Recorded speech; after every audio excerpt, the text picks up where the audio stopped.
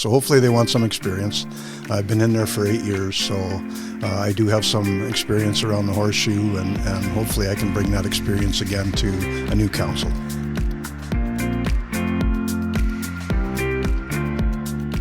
This episode of Bring Back the Porch brought to you by Bernie Leahy, River Street Realty. Let's get you home.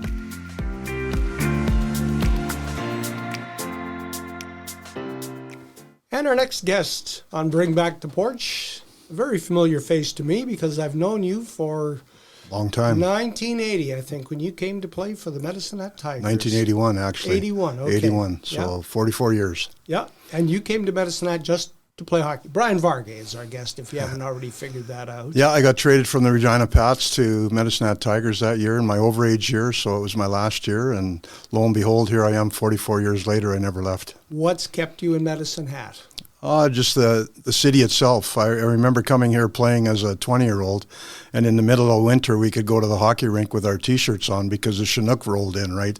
In Regina, you never ever had Chinooks. No way. It was minus 30 from end of October to April all the time. So when we came to Medicine Hat, I thought, oh, God, this is great.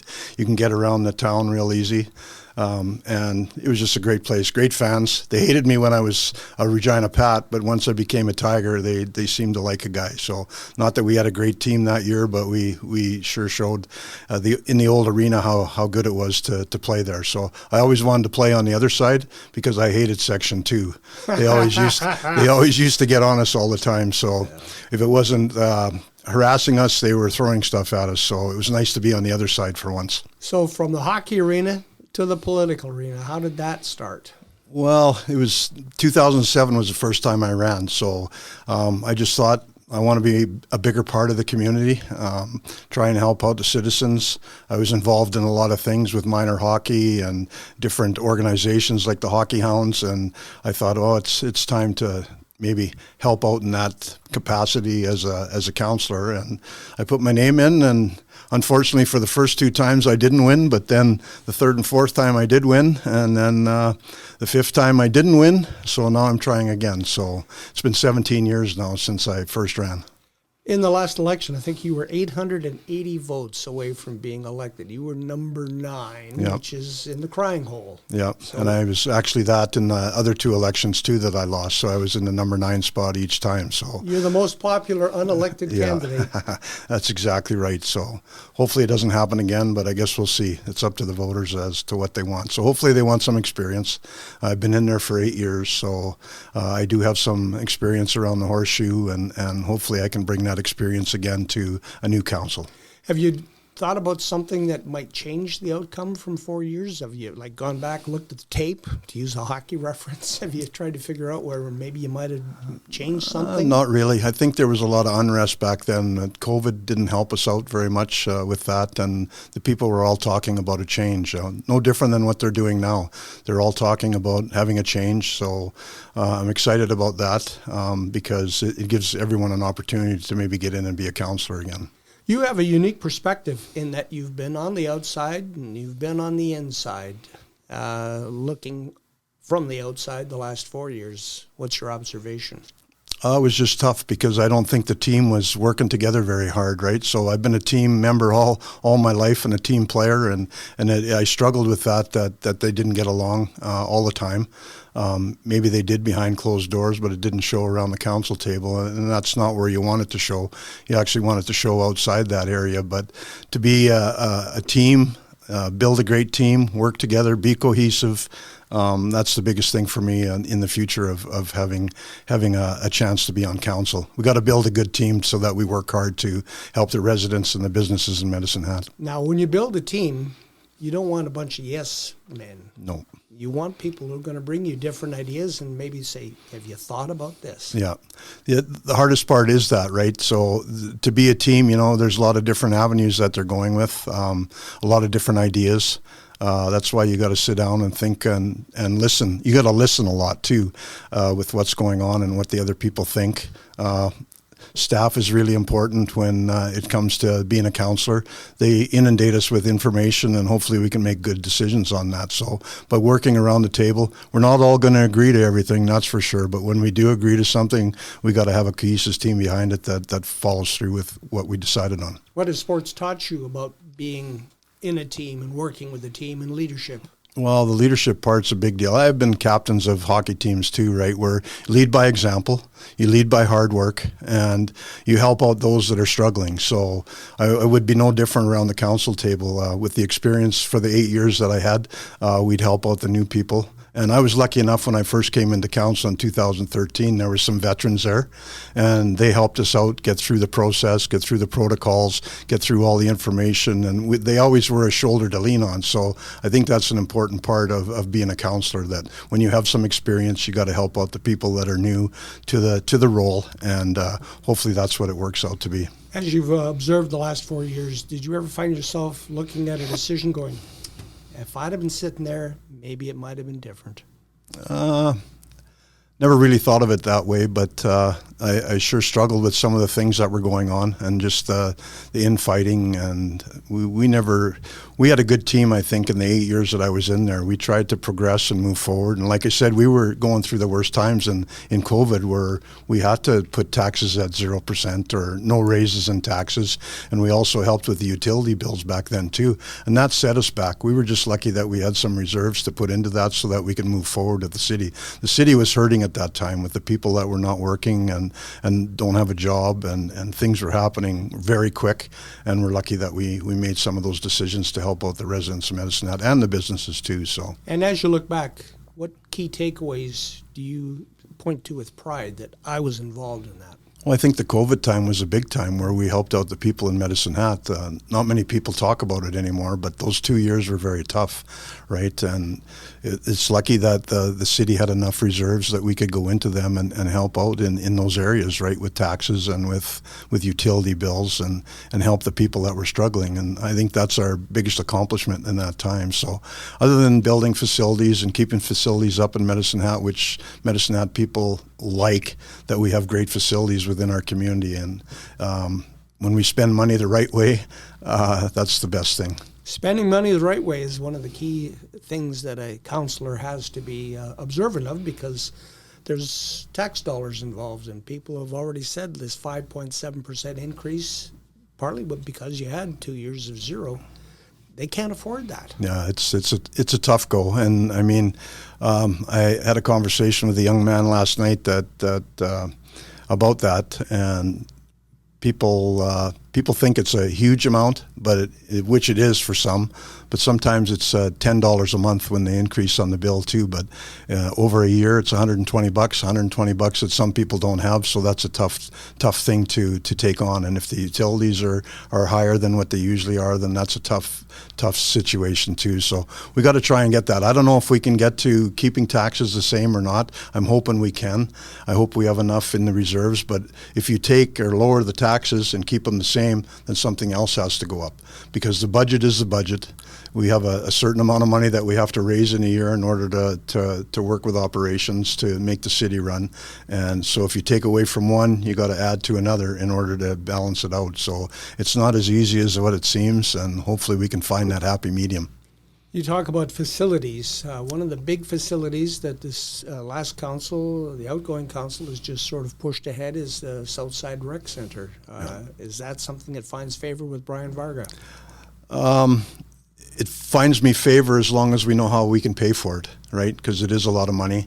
And of course, any new facility that comes on board in the city of Medicine Hat is a great thing, right? But hopefully it doesn't hurt a lot of the people that are here, or that we have to raise taxes, or that we have to find other ways of getting income from. Hopefully we can get it some from the government, from the province, and from the feds in order to do this. I don't think we can do it alone, or else the taxes will go up. And who knows what it's going to be for a cost factor once it starts getting built, right? It's not that easy in that part. So as long as we don't have to foot all the bill and it's within reason, I'm all for a new facility. One of the things that a councillor and a city council can do is attract new industry to broaden your tax assessment, to bring in more taxes so you have that money available to spend.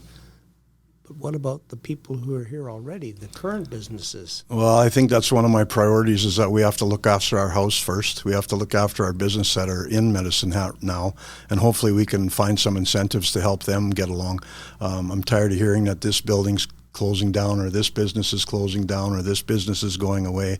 It's sad to see that happen in our community. So hopefully we can think of something to incent people to stay in their business, whether it be trying to hire more people, whether it's expansion in their own businesses, whether it's promotions to move their business somewhere where it's on the internet, where they can sell their product outside of Medicine Hat, and then hopefully the people of Medicine Hat keep buying from people in Medicine Hat. Do you, as a city councilor, potential city councilor, have enough tools in your kit to do that? Well, hopefully we do. That'll be a lot to do with sitting around the table with the other 9 people and trying to figure that out, because I think we have to look at that. We have to look at ways that we can better our own city and bring in more people. And sometimes big industry doesn't come our way, right? So we have to have some incentives for them sometimes, but then we can't not have incentives for our own businesses that have been here for years and years and years. So it's kind of a happy medium again, where hopefully we can do both. We can draw people in, draw businesses in, and hopefully help our own businesses out in Medicine Hat too when they're struggling. How do we sell the city of Medicine Hat? How do we tell those who don't know about Medicine Hat what a great city we have and what the advantages of coming and doing business and living in Medicine Hat are? Well, if I go back to my 1981, the thing was it's easy to get around. The summers are great. The hot weather's great. Winters aren't so bad. We have the odd minus 40. We got everything you can want from a big city. We've got all the stores, the facilities, everything that's imaginable for the residents of Medicine Hat. Could we do better in some of those areas? Absolutely. But again, it's the dollar value that comes into effect. So I think the sunny days, the warm weather, locations to places like Elkwater and Echodale and things that we have around the area are great. And it's a small community where you can get around to one end to the other in 15 minutes. You don't have to drive an hour like in Calgary or Edmonton. Would you be a salesperson for the city of Medicine Hat? 100%. When I was in there for the last 8 years that I was in there, whenever we went to a conference, I tried to promote Medicine Hat, get people to come here. That's why I work so hard on getting the sports to come here, any kind of tournaments. So we're going to be flying high when the Special Olympics comes in August in 2026. There's going to be 1,700 athletes here and 1,500 volunteers, and the economic impact for that 1 week is going to be between $11 and $12 million for our businesses in Medicine Hat. So anytime we can host events, host tournaments, do whatever we can within our community to bring people in. And sometimes those people come back and want to live here too. So anytime you can bring outsiders in and show them what we've got here, it's great to move on in the future. One of the keys to running the city of Medicine Hat is looking after the energy department, the utilities, and there's been talk that perhaps some of that is too complicated for a city councilor to comprehend, and we need to move it off into a municipally controlled corporation. You've sat on council for 8 years. You've seen those documents. Would you agree that maybe this needs to be put off to an arm's length corporation? You know what, when I was in, we had people that came in and helped us out like that. We had experts that came in and talked to us because we don't know everything. We're not the experts in the field. We're basically a council that takes in information and then moves forward with whatever the information is that we get to make a decision. So I don't think it's a bad thing that you bring in experts. I don't think they'll take over the utility department. We're never going to sell that part. We're going to keep that forever because it's only in our best interest to do that. But to get the experts in the field that might want to come in and help us a little bit as to where our next move's going to be or how we spend our dollars or make our dollars, I think it's important, right, that we have some experts in the field, because as a councillor, it's too much information to give to us when we're not in the field of that. Yeah. Being a councillor, you are overwhelmed with information, and you've got every 2 weeks, you've got a city council meeting where the agenda's that thick. Then there's the committee meetings that you have to attend as well. It's a lot of work. It is. People don't realize that the amount of hours that you put in for the amount of money that's happening there, it's I was overwhelmed when my first year of getting into politics too with the city of Medicine Hat. We had those big long agendas and big long pages to do. I think our biggest one was over 800 pages. So, and you want to be informed. You want to know what you're doing when you go to the council meetings. So you want to read through it and try and understand it. But there's a lot of questions all the time. So a briefing note would be great, I think, at the front of the page so that we can delve into it, so that we know what the main things are that they're trying to get across to us for information, and then we can delve into it a little bit deeper and ask some questions when it comes up in council meetings. You mentioned when you were playing hockey how much you disliked Section 2 because they were always booing you. Yeah. I guess a modern day analogy to Section 2 would be social media. Has that affected how councillors do their job and maybe kept some people out of the political arena? I think it has, because I think it's not always true. Things that are said harshly and not to the best interest of what the actual subject is. Sometimes you can say the complete answer, the correct way of what actually happened or went on when you're on the inside, and somebody will still turn it around. So that's the hardest part about being a counselor, where you don't know where the trust factor is. The way I think we can do it is face-to-face. I want to look into your eyes when I'm talking to you and telling you what the story is, not through a telephone or email or anything like that. I'd like to meet you face to face so that we can have a hard talk on what the question is. So I'm hoping that can happen more, but it doesn't seem to be going that way. Would you be available to anybody and everybody as a counselor? 100%. I was when I was for the 8 years. Anybody could have phoned me and asked me some questions, and I would have tried to help as much as I can, because we can move that pedestal a certain way to try and find out answers for people. So that's our job. We're elected officials. We're supposed to help the people of Medicine Hat. So if they have a question, I hope they come and answer us. Right now they can ask us too, even when we're running on the outside. They can ask us questions too. So I'm hoping that people will do that.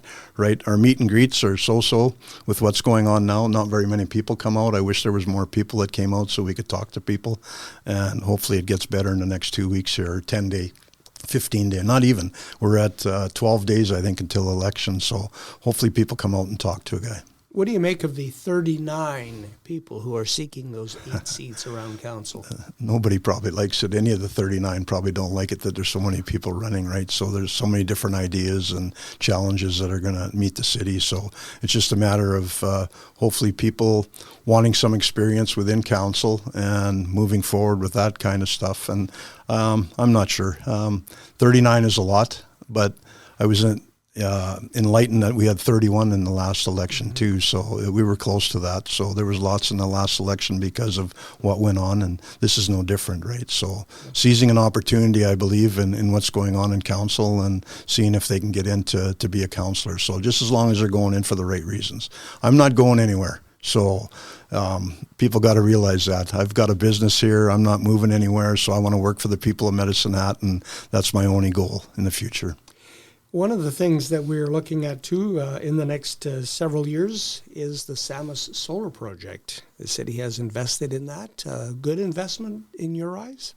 You know what? That's something that I have to learn some more information on, too. I know there's lots out there, but once it gets going, it's a lot of money. Again, it's a cost factor, and are we going to benefit from it in the long run too? I don't know if it's a full partnership or it's a sole proprietorship with us buying the whole thing, or whether there's partners involved, but I think the only way that it can work is if we do have partners involved in it, that we do make a little bit of money out of it. We have to make money out of it. We can't lose money out of it, because that's coming out of the city coffer, and that's the residents of Medicine Hat, and we can't have that happen. So we've done that too much in the past, and hopefully we don't do it in the future.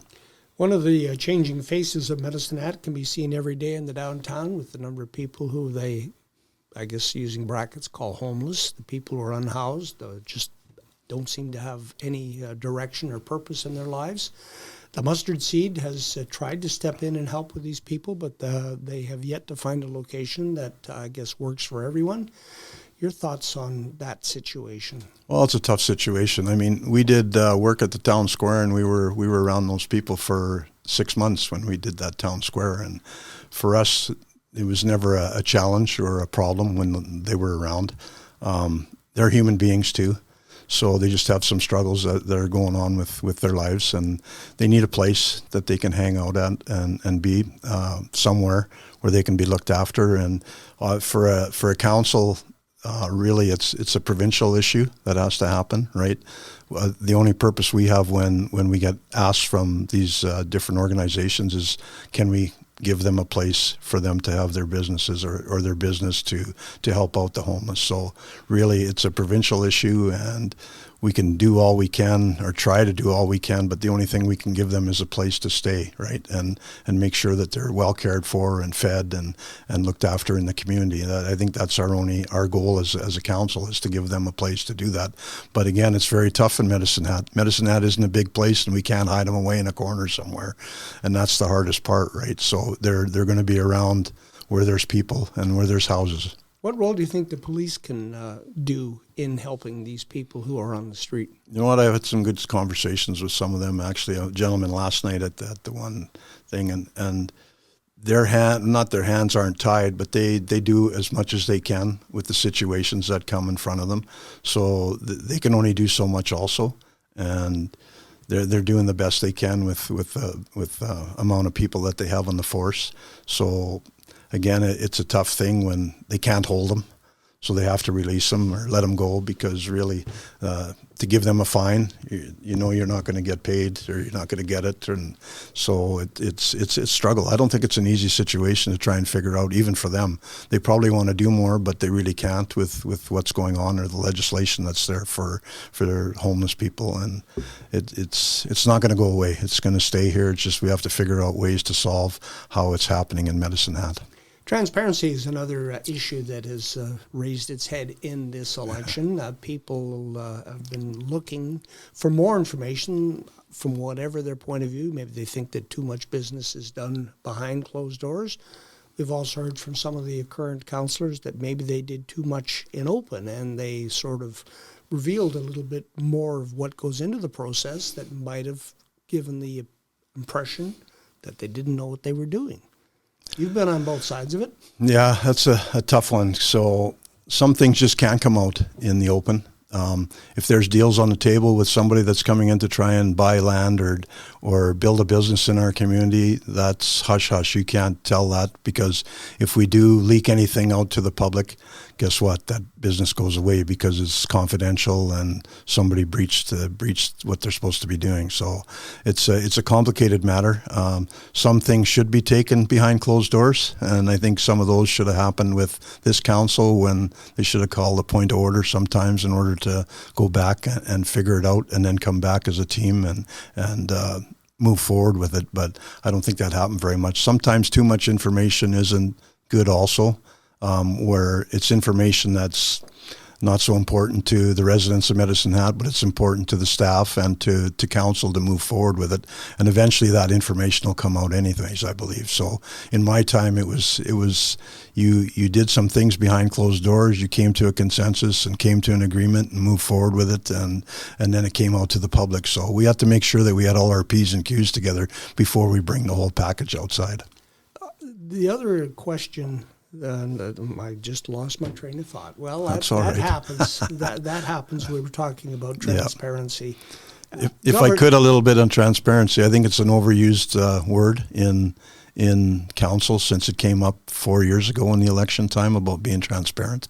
So I think when we were in council and our team was in council at that time, we tried to put out as much information as we could with the people. But like I said, there was just some things that we could not give to the people because it would be a conflict of interest, and sometimes those deals would fall through. So most of the information comes out anyways. Eventually, it might take a little bit, and it might be heard in the public that, there's something going on there. It eventually comes out, and council will tell you what's going on. Governance is the question that I was going to go to, where people might think, well, a city councillor can do anything. No, really, you wrong. only have the one. Yeah. People, we got when Moretta Haglund was our CAO, we got that told us a lot of times. Don't go into the weeds. Stay out of the weeds. That's not your job to get into the weeds and do that. So we can break things to our CAO or to our city manager, and then they deal with it down the road. So that's the proper way to do it. We can discuss all you want around the horseshoe, but it's got to go through the CAO if they want to get into operations, and that's not our job. We're there to make decisions and make sure that the city's moving forward, and not to get into that realm of conflict with city employees, with the operations. So better to stay out and have one strong CAO that believes in the council, and let's move forward with those kinds of things. On October the 20th, we have 8 votes. Some of the most valuable currency, because we only get to spend them once every 4 years. Why should I spend a vote on Brian Varga? Well, I think that just the experience part over the years, and there's not that many people that are coming in with experience, so that experience helps in the future for what we want to do, and it kind of sets us apart from knowing the process, knowing the protocol, knowing who to talk to, knowing what to move forward with. I think that's the biggest part, where that experience plays a big role, and you can help out the other councillors too that are coming in, that are new, that are green, and I think they appreciate that. When you go, I know I did when I first came into council, when I had some people that have been there for a while and they're veteran guys, so I enjoyed that part of it, because you learn a lot from your peers in the council chambers. Just like when you were a hockey player, when you were a rookie, you had older veterans that exactly the ropes. Same stuff. It's the same stuff. You minded your manners, and you learned by them, by their actions and their work ethic and everything else. So I've learned that over the years, that work ethic usually beats out anything. So, and being accountable to the team is very important. So. Brian Varga, candidate for City Council, met us on October 20th. Thanks for the visit, Brian. Thanks, Brian. Appreciate it.